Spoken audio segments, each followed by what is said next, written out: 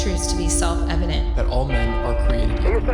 As a member of Congress, I get to have a lot of really interesting people in the office. Experts on what they're talking about. This is the podcast For insights into the issues. China, bioterrorism, Medicare for all. In-depth discussions. Breaking it down into simple terms. We hold these truths. We hold these truths. with Dan Crenshaw. The Eagle has landed.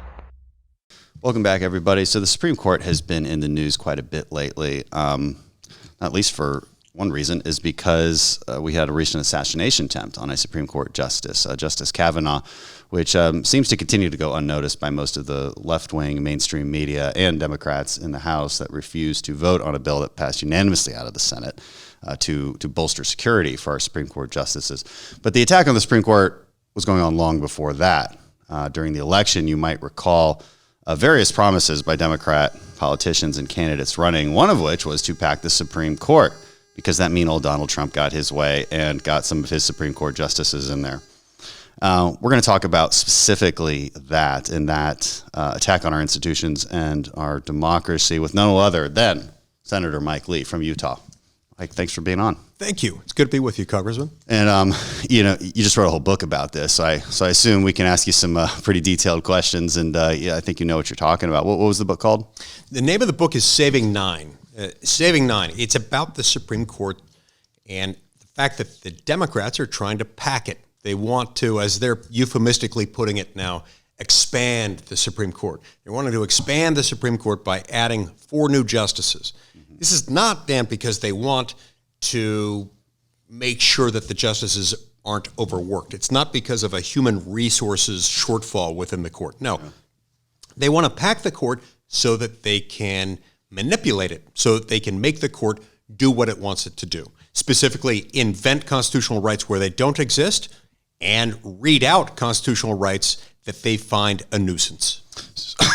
Before we jump into it, I want to remind the audience that you've got some qualifications to talk about this. People know you as the senator from Utah, but I'm not sure they know your history in law. Do you want to give a brief synopsis of that real quick? Sure. I was a lawyer before I came to the United States Senate, before I ran.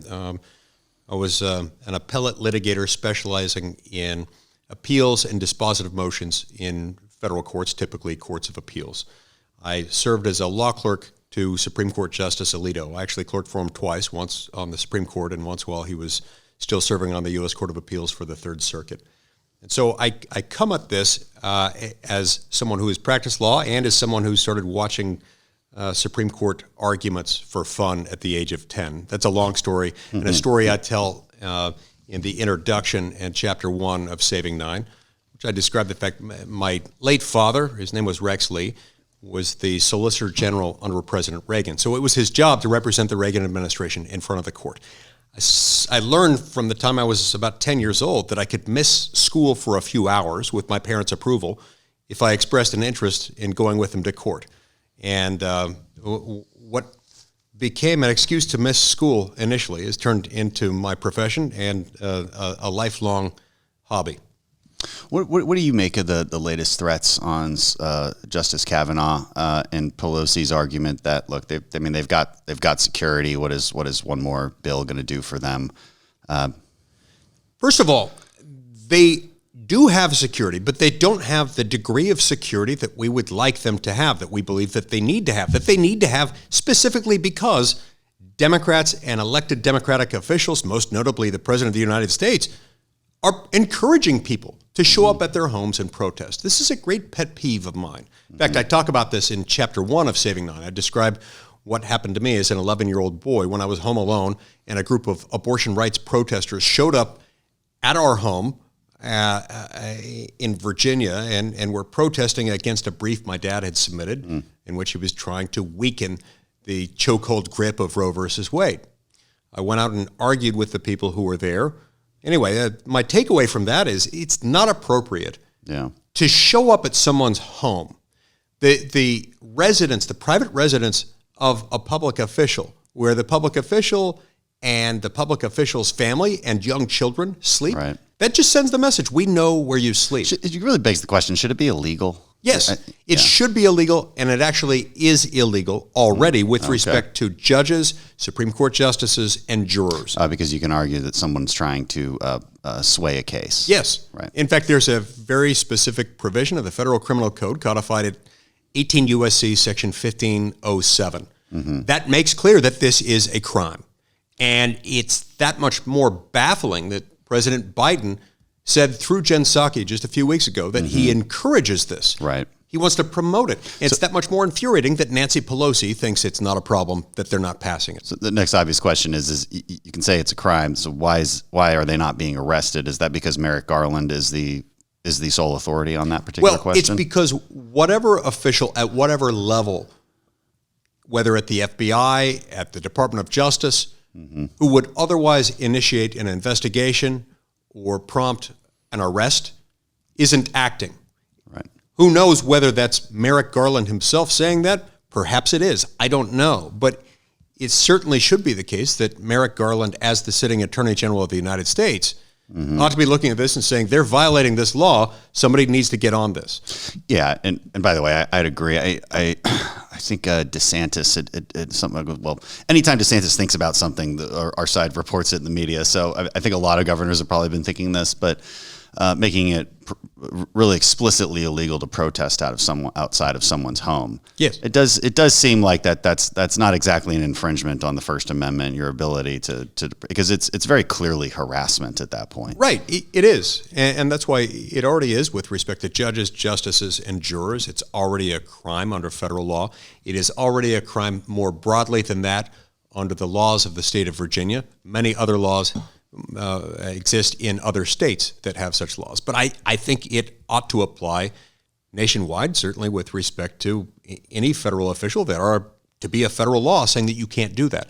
It's not a restriction on free speech to impose a reasonable time, place, and manner approach. Because and can you come scream in my face as I walk from here to the Capitol? Because to me, that seems like a threat. And I would probably act accordingly. There's maybe a reason no one's ever done it to me. There are public safety reasons why we don't want that happening, why that shouldn't happen. And it's not unreasonable to say that you can't show up at someone's home. Just like it's reasonable for us to say that, someone can't demonstrate their opposition to a vote you've cast by tackling you. Right. Or by starting to enter into correspondence with one of your young children. We wouldn't allow that. Yeah. Wait, who did that happen to recently? Well, I don't know. I'm trying to imagine other hypothetical scenarios in which it could occur. That was something. It reminded me of some kind of. These Ruth Sent Us protesters. It was reported over the weekend that they were releasing information about where Justice Amy Coney Barrett and her family attend church, where they live, and notably where her kids go to school. Yeah, this is sick. Beyond the pale. This is absolutely beyond the pale. And this is a time all Americans, regardless. And that you can't be arrested for that. Well, you make the argument you clearly can be. We just have a government that refuses to. Yes. They like certain kinds of harassment and intimidation. Yes. If it fits their needs. All right, but moving on, back to the general discussion about the Supreme Court. How did we get at 9? Or maybe maybe we could even start the conversation before that, because you've got a lot of history in this book. And how did the founders even think about this particular branch of government? Is it and checks and balances, and why we needed it in the first place? Great question. So we've got 3 branches of the federal government. Within the Constitution, each of the 3 branches receives a separate article within the first 3 articles of the Constitution. Mm-hmm. Article 1 is dedicated to the legislative branch, where you and I work. Mm-hmm. Article 2 is dedicated to the executive branch, headed by the president. Article 3 is dedicated to the judicial branch, headed by the Supreme Court, and that includes such inferior courts as Congress may choose to establish.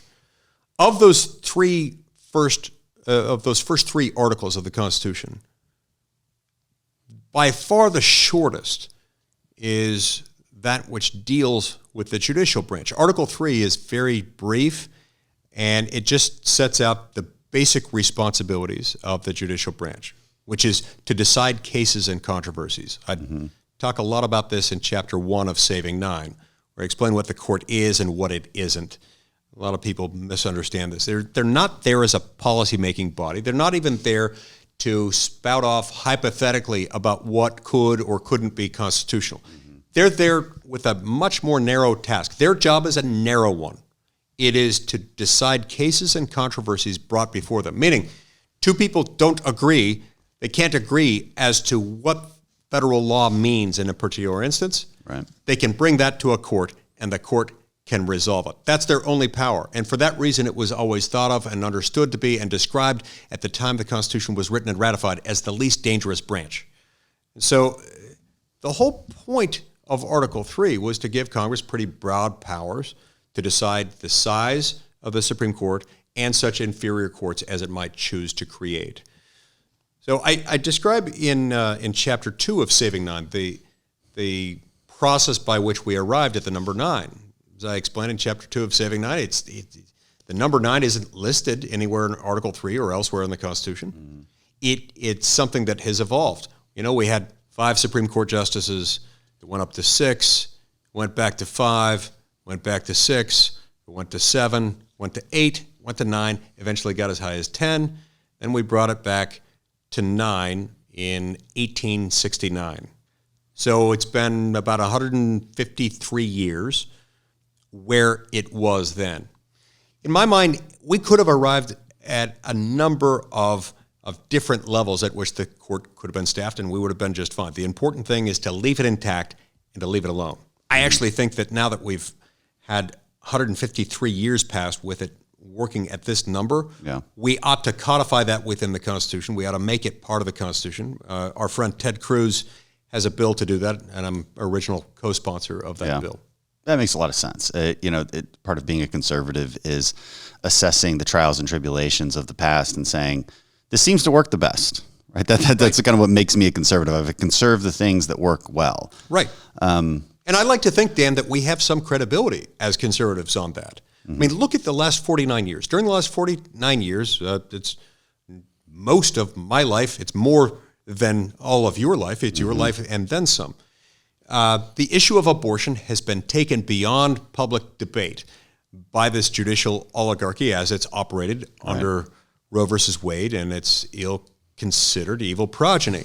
And yet, throughout that whole time, we have maintained the legitimacy of the court. We have continued to defend the court. We as a group have not come forward and said it's time to pack the court or undermine or delegitimize or isolate the court. We've done nothing of the sort.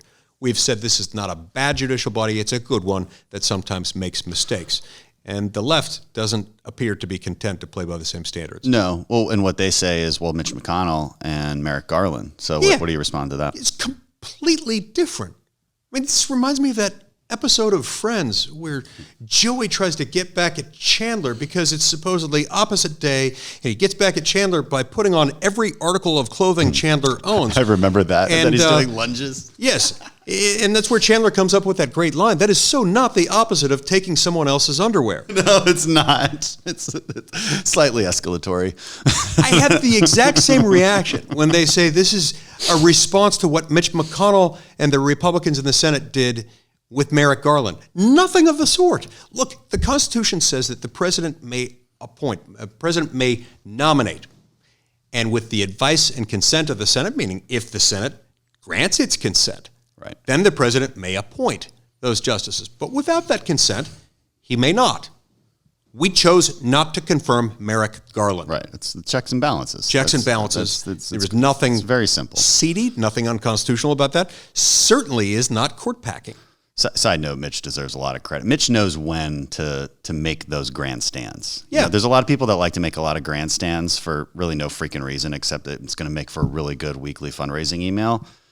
And Mitch gets almost no credit for this. Yeah, well, and when he made this decision, he was bold. He was certain about it almost from the outset. I remember exactly where I was and when this happened. I was doing a town hall in a place called Hurricane, Utah, and it's spelled hurricane, pronounced hurricane. Very important distinction. That's how they know. That's how they know you're from there. My phone started convulsing with calls and text messages, but I was doing a town hall, couldn't answer them. And as I was wrapping up the town hall, somebody told me what had happened. And I reached out to Mitch McConnell immediately after I got in the car.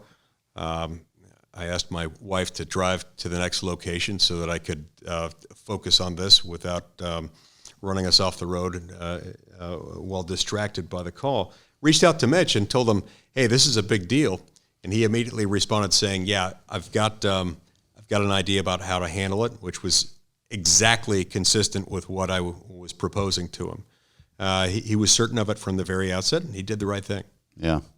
You said the Congress is the most dangerous, and I want to unpack that a little bit. That was it's Alexander Hamilton wrote about this in Federalist Papers, right? Yes, and Federalist 78.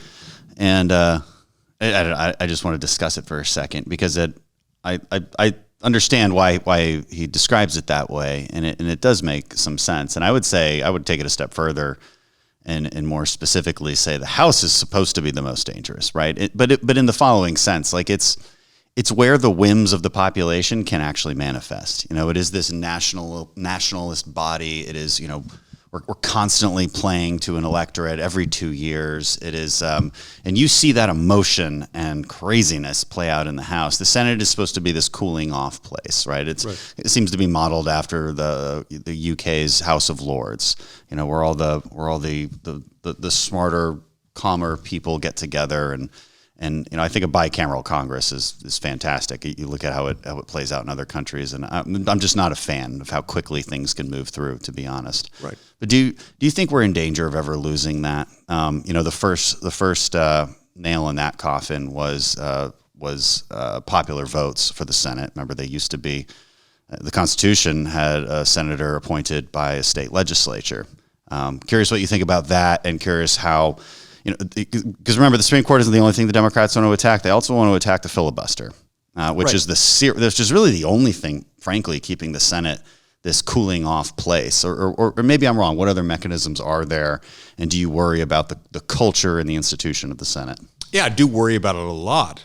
And it is, you're exactly right, Dan, to suggest that the filibuster is one of the last things allowing the Senate to serve its role, to play its role as the cooling saucer, because without it, remember that the point of the filibuster rule is that to pass legislation in the Senate, as in the House, takes a simple majority. But in order to get to the point where you can pass it, you've got to bring debate to a close. This applies in the overwhelming majority of all circumstances. There are only some very, very narrow exceptions where legislation can get around the filibuster rule. Exceedingly rare, no more than 1 or 2 bills a year can meet that standard. And so they do want to undo that. And one of the reasons they want to undo it is because they also want to use that to undo other protections, other safeguards on our liberty. If they could do that, then all it would take, and one of the reasons I wrote Saving 9 is to point out it's a simple legislative decision, requires no constitutional amendment to increase the size of the Supreme Court. With one vote, if they nuked the filibuster, they could increase the size of the Supreme Court to any number they wanted. Once they've done that, they can begin to remake the federal government in their own image. They can circumvent a whole lot of these protections. They could then add, say, D.C. and Puerto Rico, hoping that those would, in perpetuity, supply an additional 4 Democratic votes to the Democratic Party. They would pass H.R. 1, H.R. 8, and whichever of those other so-called voting reform pieces of legislation that are actually designed to consolidate more election authority in Washington, D.C. Set it up in such a way that our government could be controlled more or less institutionally by the Democratic Party, in the same way you saw with the PRI party in Mexico for the better part of the last century. I think that's their true ambition. That's what they could get to. Yeah. I think that's perfectly reasonable, just based on everything they say. I don't think we're making up these straw man arguments or these boogeymen arguments. I think it's pretty clear. And it's a little crazy that we only have 2 senators, Sinema and Manchin, willing to say no to the filibuster rule. Like they don't even care that it'll turn right back on them one day. No, that's right. And here's the interesting thing, Dan. I think I have more Democratic colleagues than Manchin and Sinema who have grave concerns with nuking the filibuster, and probably also some grave concerns with some of the stuff they might do after they nuked the filibuster. But the media have been so savage, and the Democratic political activist base has been so ruthless toward Manchin and Sinema that others haven't dared step forward into that breach. And in staying silent, because after all, Manchin and Sinema were taking the heat for it, and they were going to solve the problem for it, it's created this weird Freerider problem. Yeah.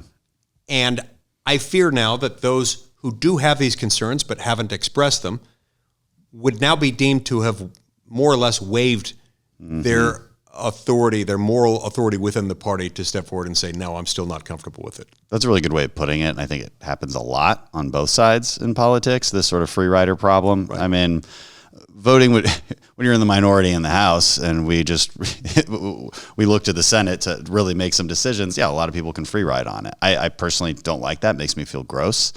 But I see it all the time because it's so easy to just, your vote doesn't count. You're not the deciding vote one way or the other. And you can go to that activist space because they're the only ones paying attention to most of, to pick whatever vote it is, pick whatever issue it is, and go make yourself seem like a hero. Because you don't actually have the responsibility to govern in that particular moment. Changes, of course, when you've got some serious majorities to think about. But yeah, you also see this sometimes going both directions. If somebody knows a bill is already going to pass, but they've got concerns with it, it can be easier to vote for something, saying, "Well, it's going to pass with or without me. I might as well get by with a more or less a free pass on this one from the media." Because I'm sure you've experienced, you'll almost never get a lot of criticism for voting yes on a spending bill, and you'll almost always get praise for voting yes on a spending bill. As long as it's got anything in there that Dems want, you will be praised if you vote yes, criticized if you vote no. But it's the opposite in conservative circles. I mean, it doesn't matter how good of a job we did negotiating it. Our activists will be like, "Oh, rhino, we're rhino hunters." Right, right. And both of those things tend to overlook the fact that a bill is very rarely about a single individual thing, and it involves a fairly complex calculation about whether the reasons to vote for something outweigh the reasons to vote against something. Right. And that's the proper almost way. No way to communicate that in its entirety to the public. That's why it's got to be on each individual member. Yeah, it really is, and a lot of members don't want to do that work, right? Right. So just hard. because it's so easy, you can always find something and say, "Well, I'm not for that. I think this maybe could possibly have this problematic effect at some point in history." I mean, really hard for me to drop a straight line to that, but it could, and so I got to vote against it like a true patriot, unlike all those other rhinos. And you're like, "Come on, man!" Right? Again, I don't know that happens so often in the Senate, but I get pretty cynical of seeing it in the House pretty often. Another manifestation of some of the same dynamics is one that I have yet to attach a name to this, but I'm determined to find a name for it. If you come up with the right name for a bill, and you get a critical base of support for it, let's say if you want to protect cute puppies and kittens, or you at least want people to think that's what the bill is about. Right. And so Democrats are real good at this. You call out the bill for the protection of cute puppies and kittens. Then you could add all sorts of horrible things into there. Yep. Funding for abortion without parental consent and all of this other stuff. But still, you vote against the Cute Puppies and Kittens Act, you're a monster. You're a demon. Oh, yeah. Well, I mean, just look at all H.R. 1 for the People Act. Great example. It's for you. How could you be against or the Equality Act? I mean, how are you against equality? You monster. If you're against equality, you must be a horrible person. Right. If you're against H.R. 1, then you're against voting rights, which means you're a racist and a horrible person. And when we do it, we try to do the same thing. It just doesn't work for conservative buzzwords because you can call it the Freedom Act. Well, I mean, this is maybe a deeper question, but I'm not so sure that modern humanity, and I think Americans are probably in the best place on this particular question, but I think modern humanity has lost its love affair, if it ever had one, with even the notion of freedom. That's of concern. I think there is some truth to that observation. It worries me because I think we've lost sight of what government is. when you lose sight of what government is And what it's supposed and to you do. lose sight of what freedom means and what rights are. Because really, anytime government acts, government is the collective official use of coercive force. And it carries with it this imprimatur of officialdom such that force can be used against you with no legal or moral cause against government because it's government and gets to do that. So every time government acts, it does so at the expense of your individual liberty. And for that very reason, we've got to protect freedom by establishing rights, meaning identifying things that the government can't do to you. We've diluted the concept of what rights are and what freedom means at the exact same time as we have added to all the things that government does. So instead of just being there to protect life, liberty, and property, to make sure we don't kill each other, take each other's stuff, or fall victim to those who would invade us from the outside, we're now putting government in charge of everything. Right. From how to make a car to how to run a bank to how many grams of riboflavin you've got to include with each serving of Cheerios. And when we do that, we lose sight of what freedom is, what rights are. And people start to think of rights as just anything that the government has offered or is promising to offer in the future. That's not a right. A right is something government can't do to you and that you can assert against the government as a limit on its power. Right. Well, the left believes in positive rights. You know, the rights meaning services, right? You have a right to health care. You have a right to housing, you know, and now I would like us to provide some kind of health care and housing. I think that's a noble goal, but to say it's a right is kind of a dangerous line to go down because, well, you necessarily have to conscript the service of others and they're infringe on their rights if you're going to promise somebody something, you know, and that's not sustainable. No. Like maybe you can makes you feel good morally, but it's certainly not sustainable in a practical sense. No, that's right. And our understanding of this goes all the way back to the founding of our country. It goes all the way back to the Declaration of Independence itself. That governments are instituted among men, and they derive their just powers from the consent of the governed. That there are certain inalienable rights among these life, liberty, and the pursuit of happiness. And that to sustain those rights, governments stand accountable to those they serve when they become destructive of those ends, which they sometimes do. That's the irony of all this. When government gets distracted from protecting life, liberty, property, the pursuit of happiness, inevitably government, ironically and painfully, can become destructive of life, liberty, property, and the pursuit of happiness. That's what's so tragic, and it's our job to protect freedom so as to avoid and forestall that eventuality as long as possible. So, the reason I've been bringing this up a while, ever since I've observed how humanity reacted under COVID, especially, 6 months to a year into the pandemic, when a lot of data was out, we had a better understanding of the disease, how it spreads, what it does, what it doesn't do, how dangerous it really is. And to see so many people just beg for their freedoms to be taken away to an extraordinary extent. Again, way more so outside of our own country. For as much controversy there was here in the United States, I think other countries went a way worse direction, except for one, Sweden. So again, I always have a little bit more optimism about America. But I had to talk to a group of college kids last week, and I don't know why they of course asked me about gun control, and that's another fundamental question of freedom versus safety. Right. Because I can make you perfectly safe. I'll put you in a jail cell and you will never have anything to worry about. I'll give you 3 meals a day. No one will ever touch you. You will be perfectly safe if that's your only goal. And I tried to explain to them that, people in my district understand that there might be less gun violence if we just had no guns. There also might be more home invasions while you're home. Statistically, that's true. Compare us to the UK, for instance. And they're just willing to live in a world where they get to have the guns they want as law-abiding citizens, knowing full well that it also means that some crazy people might also have them.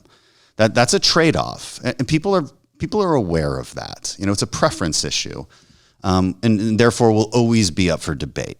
COVID's another case like this, right? The safety versus freedom issue. But it was just strange seeing that this was, so I understood why they brought up gun control, because that's obviously what we're talking about right now. But the fact that they're still focused on COVID policy really surprised me. and to be lambasting us as conservatives and supporting Trump's policies. I was just like, none of you people in this room are at risk from COVID. None of you. None of them. And yet you want someone like, you're begging me to lock you up. What the hell is going on here? Right. And I think this stems from a society in which our education system, our primary and secondary education system, our higher education system, including, I would add, our legal education system, our entertainment media establishment, our news media establishment. All these institutions have a significant role in forming public opinion and the way we view things, the language that we use, the words that we speak. And all of them, I think, have contributed to this mindset that causes them to ask you that question. And yet you, as a public official, as a lawmaker, but also as a former Navy SEAL, know what government is. You know what it's there for. You know that its purpose is to use force and to present itself with the opportunity to use force when necessary in order to protect life, liberty, the pursuit of happiness, and property. Mm-hmm. Perhaps they should begin by reading Fortitude, read some of your stories. If they understand your role as a Navy SEAL, they will understand a little bit more about government and what it's there for. Yeah. We don't use Navy SEALs, we don't use police to do everything in society, to make every decision. Right. We understand that it's there for a limited set of purposes. The minute we allow it to become about everything, then there's a lot less of life, liberty, property, and the pursuit of happiness to protect. Right. And to be fair, these college students were all foreign. So they all came from outside the U.S. But that being said, I'm sure I could have easily had the same conversation with a bunch of American college students. But interesting. They have a very different view. Okay, so in the case of foreign students, I assume they were from a number of different countries. Number of different countries, yeah. So some of them would have perhaps a better leg to stand on than others with regard to this. Some of them might come from countries where there's been no history, tradition, custom, or precedent of gun rights. Others might have had a history and tradition of it, like Australia, where they previously had gun rights, or people had the ability to own guns, and then the Australian government, however many decades ago, banned them, engaged in a massive buyback and confiscation program, and they have taken a lot of guns out. Now, Australia still does have gun homicides from time to time. Yeah. There are places in the United States that actually have lower gun homicide death rates than Australia does, even though Australia has banned guns. Mexico, for example, also has laws that are very strict on guns. Yeah. You basically can't get a gun in Mexico unless you are a police officer or you get a special use permit as a hunter. Even then, you're pretty restricted on what you can get and how you can get it. And yet, Mexico is not exactly without gun homicide deaths. Yeah, and so like number one, right? So those people who come from other countries very often don't know of the benefits that can come from having a public that's armed. In Salt Lake City, we had a tragic, awful, gut-wrenching mass shooting about 15 years ago at a place called Trolley Square, which is a shopping mall.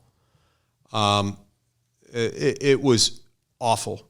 Innocent lives, far too many, were taken that day. You know what stopped it?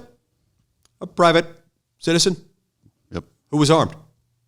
And had he not been there and been armed and had the right to be armed, he was someone who wouldn't have been armed. He was a law-abiding person who, I believe, wouldn't have a gun if it weren't lawful for him to do so. He wouldn't have been there. Who knows how many more innocent lives that this person would have taken?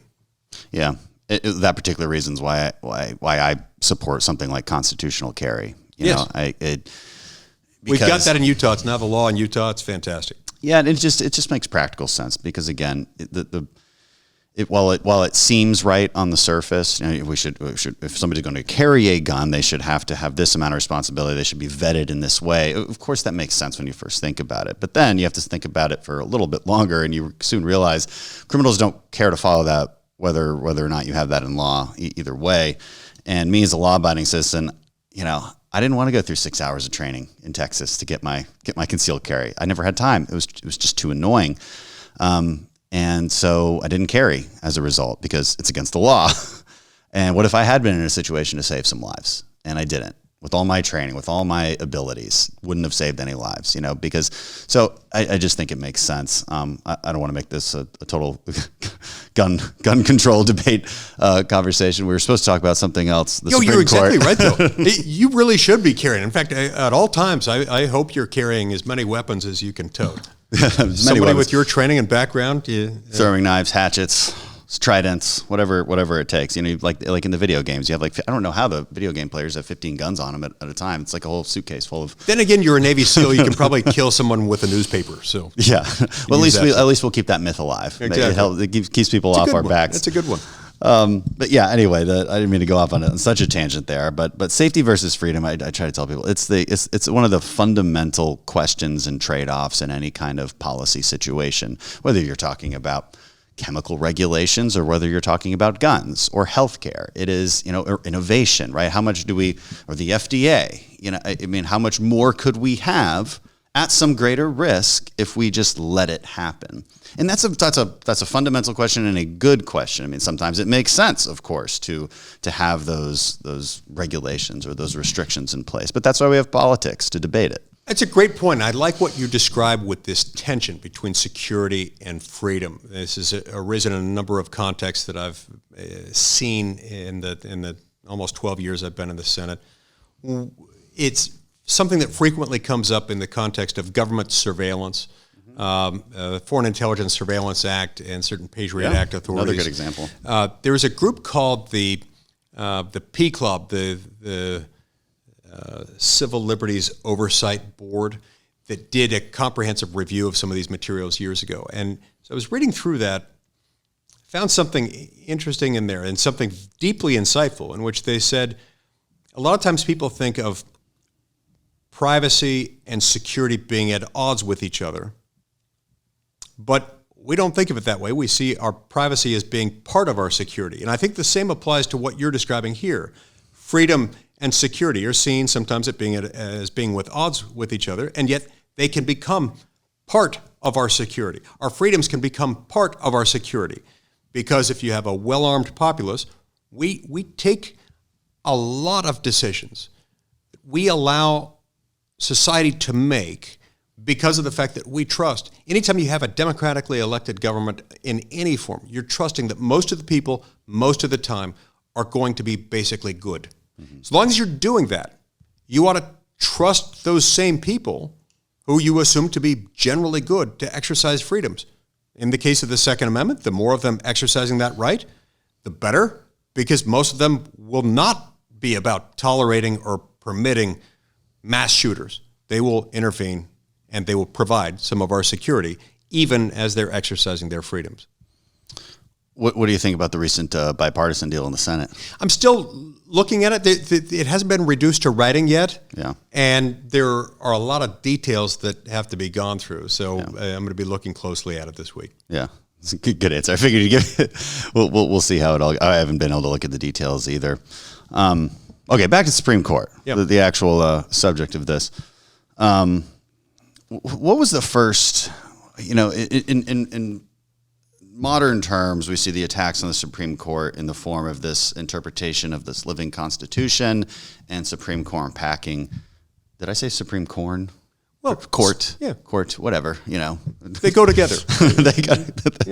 Supreme Court wouldn't be here without a serious market for corn. Anyway, when did all this start?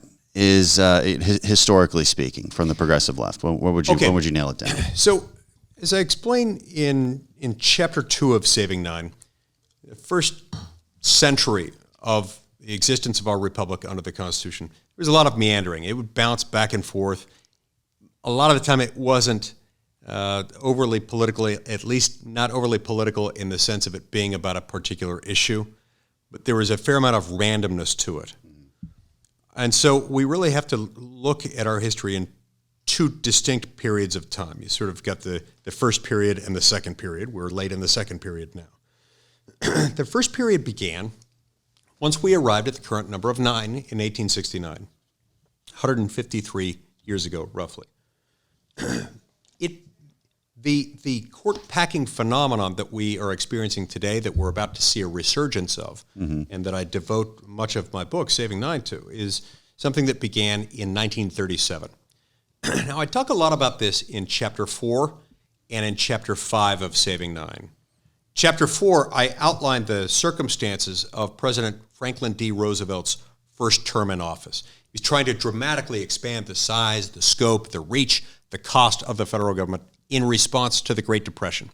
To do that, he wanted comprehensively to regulate, through federal legislation, things like labor, manufacturing, agriculture, and mining. Things that, while economic in nature, were not interstate commerce themselves because they take place in one state at one time. And most of his New Deal legislation, most of his breathtaking expansions of the federal government's power in his first term of office were smacked down by the Supreme Court because they said, notwithstanding the fact, even though these things are commercial in some respect because they involve economic activity, they're not interstate, so Congress doesn't have the power to legislate those things under the Commerce Clause. FDR got tired of those, of losing those cases. Now, the Supreme Court was absolutely right. They were interpreting the Constitution based on what it has always meant from the founding, consistent with their own precedent, their own rulings. But he didn't want to lose. He wanted a court that would rubber stamp his own policy preferences. And so that's why at the end of 1936, and going into 1937, as he was preparing to be sworn in for his second term, he was feeling overly confident. He said, I'm going to give myself the power to add justices, so we'll have as many as 15 Supreme Court justices. They'll do my bidding. That's when it really started. And in Chapter 5, I explained that even though that failed legislatively, it failed legislatively only because FDR succeeded in bullying the court, in threatening the court, to the point that one Supreme Court justice changed his vote. He changed his vote in a way that ended up effectively amending the Constitution, reinventing the Commerce Clause, redefining it to give the federal government broad, sweeping, unprecedentedly deep powers that it had never had, and we're still paying the price for that today. Yeah.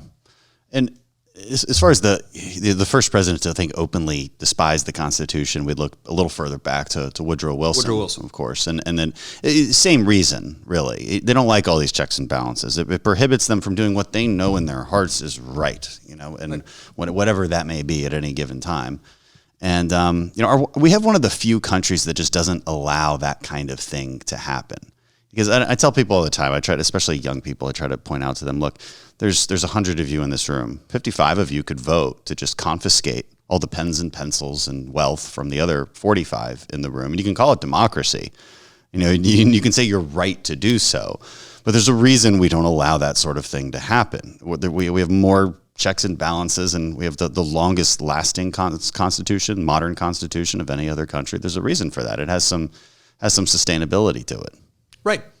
Otherwise, democratic government, democracy for the sake of democracy as an end unto itself, inevitably has the potential to culminate in two wolves and a pig deciding what to eat for lunch. And it never ends well for the pig. It never ends well for anyone who is not in the majority. Right. And our founding fathers understood this. They understood the failed governments, the failed experiments with self-rule that had befallen basically every republic, every democratic system that the world had ever known. And they said, let's figure out a way to allow freedom and self-rule to coexist. And they did. And in the process, they some of the brightest minds, people who were the products of the Scottish Enlightenment, they came up with this document that unleashed something really grand. They opened the door to the greatest period of expansion we've ever seen, the greatest civilization, the strongest military, the most vibrant economy the world has ever known. Mm-hmm. Right, maximizing freedoms within an ordered liberty. Yes, and maybe I'll end with you guys got to go soon, right? So we'll maybe end with this kind of discussion is. Part of the foundations of such an ordered liberty are people who understand their own history, who share these set of values, share that history, share a common story, right? A common narrative for how your country was built. And that seems to be something that the left also wants to attack.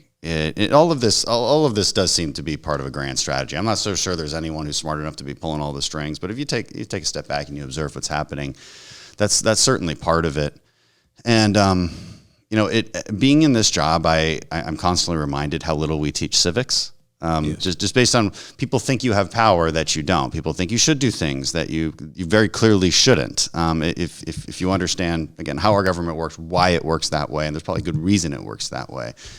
That seems like a danger to our democracy, right? Yes. This basic lack of education about what government is for. And look, I point to the left and right on this because I see right-wing populists do the exact same thing that the left does. Right, we have an outcome we want, and we will interpret our whether it's our civic structure or our constitution to get to what we want because they do it. Well, I don't know. I forgot. I guess we're children in first grade. And he started it, but that's not a good way to govern or keep your country afloat. No, it's not at all, and it really does present a significant threat when people aren't taught about our history and our tradition, especially when they're not taught about what the Constitution says. We've seen a dumbing down of our civics lessons, and in many cases, the removal of civics as a required expected course in high school and in college. And frankly, that's one of the reasons why I wrote Saving Nine, is because I think there's been such an erosion in the teaching of civics in junior high and high school, in college, even in law school. The structural pieces of the Constitution, really, to say they get short shrift is a vast understatement. They're just not discussed. So Saving Nine is about much more than the Supreme Court. It's about much more than just identifying the risks of court packing and explaining how to stop the court packing effort. It does do that, to be sure, but it's much broader than that. This book teaches people about how the three branches interact with each other and what it is that we can do to ensure the longevity of our republic. And yes, you see some manipulation on both sides of the aisle. It's part of human nature. Each side will try to distort the facts to meet its narrative. There is a difference, though, in the degree of success achieved with occupying entire industries. Mm-hmm. The left has been so wildly successful. The right has been so wildly unsuccessful in occupying the whole or the overwhelming majority of primary and secondary public education, of higher education, of the legal profession, of entertainment media, of news media, and now corporate America. With these things are coming a distinct and I believe very deliberate dumbing down of the constitutional doctrines that have really been at the heart of American freedom and therefore American prosperity. We've got to protect them. But to protect them, we've got to have a public that's aware of the rights that they have, that the structural protections that are in place, and the fact that it's our job, each of our jobs as citizens, to know what those rights are and to push back on efforts to erode them. Court packing is first and foremost the threat that worries me the most right now to those rights. That's why I wrote Saving Nine. All right. Mike Lee, Senator Mike Lee from Utah, thank you so much. And thank you for writing such an exceptional book, and appreciate you being on the show. Thanks so much, Congressman. Congressman.